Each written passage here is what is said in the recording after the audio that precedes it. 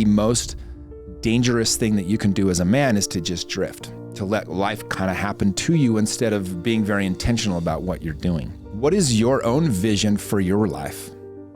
Do you have clarity on this? In fact, in Outwitting the Devil, the first thing he says is definiteness of purpose. This is the number one way to overcome these fears that hold us back. So you want to set a clear life mission, and then you want to pursue it relentlessly. How many have taken the time to truly figure that out? A self-led man is a powerful man. A self-led man is a dangerous man in all the best ways. And today on the podcast, I'm going to cover leadership and the self-led man. Hello and welcome to another episode of Real Men, Real Conversations. And today on the podcast, I'm going to cover leadership and the self-led man. And what does this mean, right? I think we live in a world where a lot of people would rather be told what to do than actually put in the work to figure out what they should do with their own lives. We will outsource leadership to ourselves. We rely upon so many ulterior people to tell us what to do, whether it's government, religion, just other people in our lives. And a self-led man is a powerful man. A self-led man is a dangerous man in all the best ways. So I want to talk about today what that looks like. But first, it was interesting. I've read a book. A lot of you are probably familiar with it. It's called Outwitting the Devil. And it's by Napoleon Hill. This was a book that he wrote clear back in like 1911 or something like that. But he essentially didn't come about until about the last 20 years. And in the book, this dude is basically having a conversation with the devil. And he says, this is what it would sound like if I was having a conversation with the devil. And he talks about essentially there's 6 fears that the devil uses to essentially hold people back, right? Exposes these fears: poverty, criticism, ill health, loss of love, old age, and death. And this is what hinders people from pursuing their goals and having a self-led life. So it's interesting because these 6 fears pop up in our lives every single day, right? How many ways can the news or the media portray these 6 things to get us to just kind of live in what they call in the book a life of drifting? Okay, and it's one of those words when you start thinking about it. What drifts, right? Well, a piece of wood drifts, a raft drifts in water. Like anything that basically is not directing its own path just goes with the flow of whatever it is. And he talks about this being the most dangerous thing that you can do as a man is to just drift, to let life kind of happen to you instead of being very intentional about what you're doing. And so the blueprint to overcome this, right, the empowerment piece in this, the way to break free of this, he talks about a couple different things. And these are the same principles of a self-led man. And I just opened up my new leadership program for We Are the They. We just opened it up this week. And the reason why it's called a leadership program, I want to go into this a little bit because leadership means being able to influence yourself and other people towards goals, visions, and a better life or situation. And so I always say, you can't change anybody, but all you can do is create containers safe enough for people to be inspired to change themselves. Like, think about this. Like, how many times have you been inspired to change something in your life? It was either because of something that was spoken, something that was written, or some way of somebody just being, right? The way that they live their life, the way that they, are a role model for you or maybe a mentor, whatever that might look like. And so the first question that I have is, what is your own vision for your life? Do you have clarity on this? In fact, in Outwitting the Devil, the first thing he says is definiteness of purpose. This is the number one way to overcome these fears that hold us back. So you want to set a clear life mission, and then you want to pursue it relentlessly. How many have taken the time to truly figure that out? Even within my program, I keep reiterating this. I keep bringing it up. I keep making it a topic of conversation because so many people have still missed the purpose of their life. And it's one of those things that, by the way, it's interesting. I was reading in The Way the Superior Man recently. He talks about a lot of times you'll have a specific purpose for your life and then you fulfill it. And then it's time to go to the next purpose and the next purpose. So just because you have a purpose doesn't mean that's the one purpose for the rest of your life, but it's your purpose until you complete it, right? Or until it no longer becomes your purpose. The second thing that he talks about and there is self-discipline, saying yes to the activities that help you move towards your goals and having the willpower to say no, not just to temptations, but to distractions. When I had Ed Milet on my podcast earlier this year, he talked about this. He said, if the devil can't get you to be discouraged, he'll just get you distracted. I thought that was so fascinating, right? Because we live in a world where there's more noise than ever. There's more things to worry about. There's easier entertainment than we've ever imagined. I mean, think about back in the day, you're watching TV. There was like, I mean, when I was a kid, it was like 6 channels. Like, then it became, 35 channels.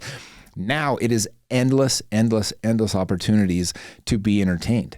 And the algorithms know us so well. It's crazy. I'll be pulling up my TikTok, right? And I'll be going through, like when I was going through, my recent breakup with my relationship, it was like, it had all these videos about like breaking up and like all these different ideas around like either whether or not like how to heal or how to get her back or all these different things. It was kind of crazy to see how they use all these different, just the algorithm knows you better than you know yourself.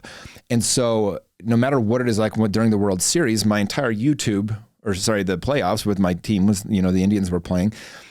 My entire YouTube was full of stuff that had to do with baseball in Cleveland. I was like, I was very interested. All of a sudden, my Twitter had all these people that I was following, or that like not following, but it was showing up in my feed that had to do with baseball and the Indians and Cleveland. And unfortunately, they're also Browns fans. So I had all this horrible, stupid text about the damn Browns and Deshaun Watson. It's a whole other story. But ultimately, we have to have self-discipline.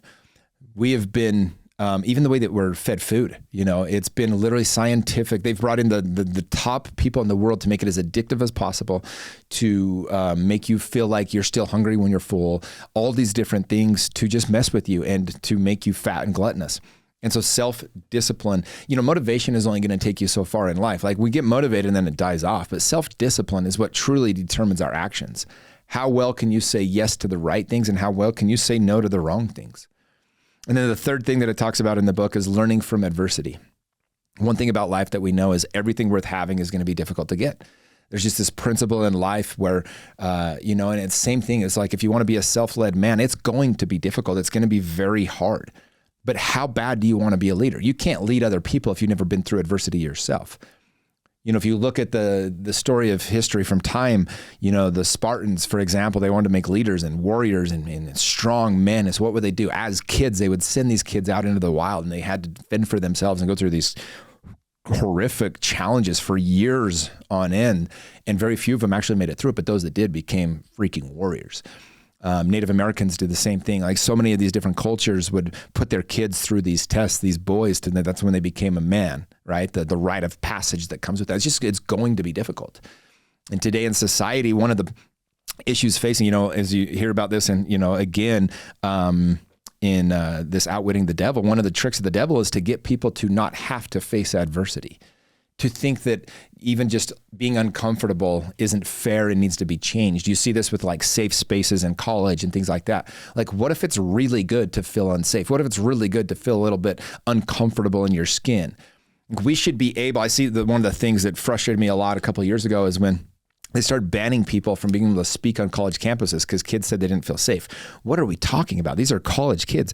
If you can't have enough fortitude to just hear another opinion without it throwing you off and making you feel unsafe, then you are not a strong person. You are not going to ever be able to lead anybody else, let alone yourself. So you have to learn from adversity firsthand. So that's why failure is such a beautiful thing. It's the lessons that we get. One of the exercises I have my men do in the program is I make them try something they know they're going to fail at. They have to try something knowing that it's probably not going to work, because what it becomes is an opportunity for growth. And you see through those failures that you didn't really fail at all.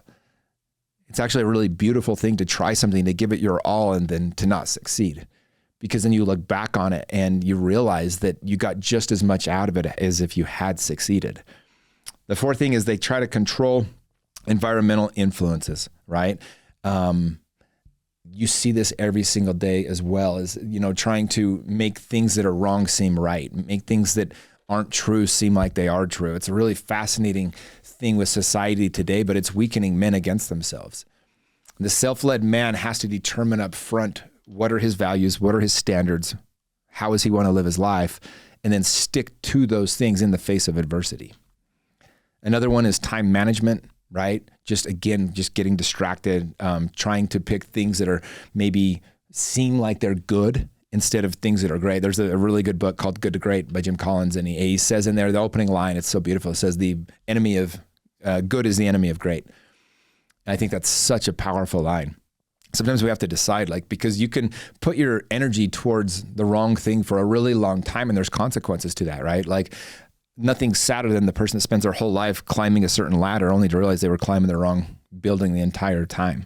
And so we have to just be cautious, and we have to think about these things up front and ahead of time.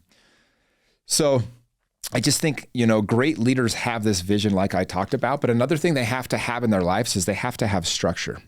Okay. They have to be different. Again, having structure is not control. I want to kind of emphasize this. Like, people get in trouble when they try to control everything in their life. What you want to do is have structure for your life. You want to have a plan for your life. You want to have certain standards, and again, just a base of set of how things are going to be in your life, how people are going to treat you, how they're going to show up, how you're going to show up. And when people cross those, then you know that that's not a person that's going to be a part of your grander vision. But having this structure is huge. Even in a relationship, women crave structure from a man, right? And if you don't set up this certain structure around you, then people are going to take advantage of you. But if you do set it up, here's one of the things that people miss is you have to live it too. So whatever your standards are, whatever the structure is that you set up in your life, if you say things are going to be done a certain way and then you don't do them, well, you're going to lose the audience. You're going to lose whoever it was that was trying to follow you, and you're going to lose confidence in yourself, most importantly. And that self-led man knows that when he puts these structures in place, he's going to live by them. So a couple things about self-led men. They're decisive. They're confident. They move with faith. And my fourth one, I love this, is they're problem solvers. Like, be the kind of person that can solve the problem, right? Take action, even if it's imperfect action. There's a really good story that I see floating around the internet every now and then. And essentially there was this classroom, they were broken into two parts. And one part of the classroom, they said, you have to keep trying a new iteration of this every single day and trying to improve it every single day. And then at the end of 30 days, we're going to see what you got. The other group, they gave them the assignment. They said, look, you have 30 days to get this done. You have one chance at it. You're going to turn it in at the end of the 30 days and we'll see how good it is. Well, the people that kept trying a new iteration every single day, by the time it was done, were so far ahead of the people that were trying to make it perfect. It just really helped me realize how important it is to be decisive, because even in errors, even in problems, even when it's not perfect, you improve upon it, right? Like with We Are the They. I mean, when I first started this program, I've changed at least 50% of the program since I first started. I would have never known what worked and what didn't. And I was okay with it not working out, right? I had to go through that first group and figure out what was good and what wasn't, what was going to be part of the program going forward and what wasn't. And confidence is not so much that you just know that you're right or you're amazing or whatever else. Confidence is, I am going to make a choice with the best knowledge that I have, and I know that I'll be fine living with the choice that I make. I know that no matter what the outcome is, I'm going to be fine because I know who I am, and I know that it's not attached to me or my self-worth if I have this failure. That's what confidence is. It's knowing that you're walking with being led by God, having faith, to go back to that point, that at the end of the day, you're doing the thing that you're supposed to be doing. And even if it doesn't work out, there was a reason that you were supposed to do it. That's what confidence looks like. And the self-led man, he can do this for himself. So the self-led man, again, he knows what he wants. He makes those decisions to walk towards those things. You've got to at least know what you want. Like so many men, it's one of the first calls I ever do within We Are the Days. I just ask them, so what do you want? What do you actually want? And I'm like, I'm serious. Like, stop. What are you doing in your life that you don't want? What things are in your life that you don't want there? And I replay this game. I do it every couple months. I'll just ask myself, is this what I truly want to be doing? Is this what I truly want? Is this truly going to make me happy? And you have to get crystal clear about those things. You can't be thrown off when you want something and other people don't think it's what's best for you, because you're going to get the criticisms. You're going to get the problems. You're going to get the cheap seats, saying whatever they're going to say about it. But you have to have enough conviction in yourself and enough confidence that you're not thrown off by other people or other people's thoughts or ideas or whatever else. Because a lot of times those people either A, don't know you, or B, even if they do, they want you to be safe. They want you to not feel pain. And so they're going to give you advice from somebody that's trying to help you to not feel pain, as opposed to somebody that has your best interest in mind. And that's why you have to do the work. You can't shortcut the work. Otherwise, you're going to get thrown off by other people's opinions. You have to realize that you're the director of your own movie. This is up to you. This is your decision. This is going to be your life. The number one fear of the dying, the number one regret, is they didn't live a life that was authentic to them. They cared too much about other people's opinions. I've seen this recently in my life where, people, what they want, they weren't able to get because they let the opinions of other people talk them out of it, or just confuse them or make them feel uncomfortable about a situation.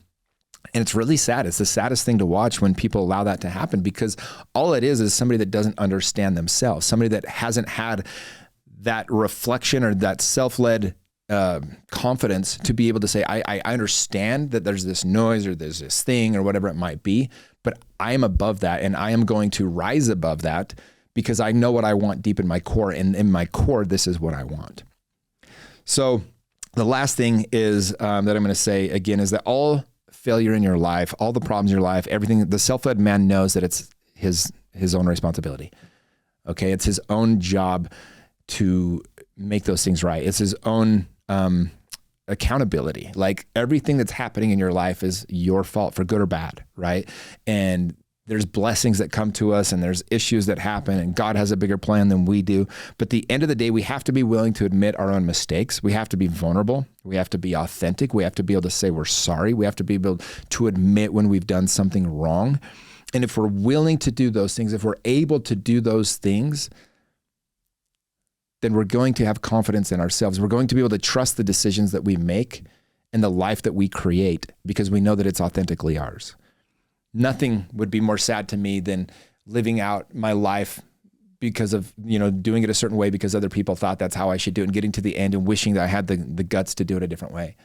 I think the biggest regrets in life are people that give up a relationship or give up a career or give up a dream because somebody else thought that they should, right? Like if you want to get something wrong in life, go ask everybody for their opinion. That's one of the quotes of Naval. It's one of my favorite quotes. It's so accurate. Because other people are not the person that has the information that you do about your own life. Get on your knees, pray about it, have God, direct you, but know that the way that God works is he's not going to tell you what to do. You make a decision and then God's going to confirm it with a good feeling or not. Like ultimately, we still have to take that action. The self-led man is not afraid to do that. So hopefully this is helpful for you guys. As you're going through your day, as you're going through your life, just ask yourself these questions, like how confident I am in my own decision-making. How much do I trust my own gut? How much do I trust that I have the skills, knowledge, and information that I need to make good decisions for me? Because everybody else is going to want to, give you their own opinion. Even like the way when I coach other guys, I don't tell them what they should do with their lives. Like only you know what your life is supposed to look like. All I do is ask questions for you to ask yourself a better question to get the answer that you're inspired to get. It's my favorite thing to do, just asking people questions to help them think a little bit harder about their own situation. Well, how would that make you feel? Well, what would be, maybe if that wasn't true, what would be another possibility?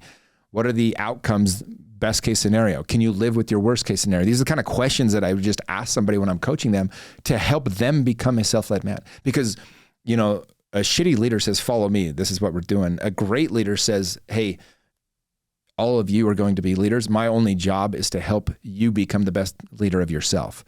I think that's a way that God works with us. If you think about it, God never tells us what to do. God simply inspires us, gives us direction, gives us, mentors to look at like Jesus. And then he says, go, make the life yours. And he's going to honor it almost every time, whatever path we choose. And if we get off, there's consequences for those actions. But at the end of the day, God is the first person that said, go be a self-led man. You don't need anybody else. Nobody is coming to save you, right? They say that, every man has two lives. He has the day that he was born and the day he figures out why. And ultimately, it's your responsibility to figure that out, to take control of your own life, to make sure that you are a self-led man. And in that, you will be able to be a leader and help other people discover that for themselves as well. So hopefully this was helpful. Thank you again for listening. And please share this with somebody else. It helps us to get, just do more content. And again, much love. Take care.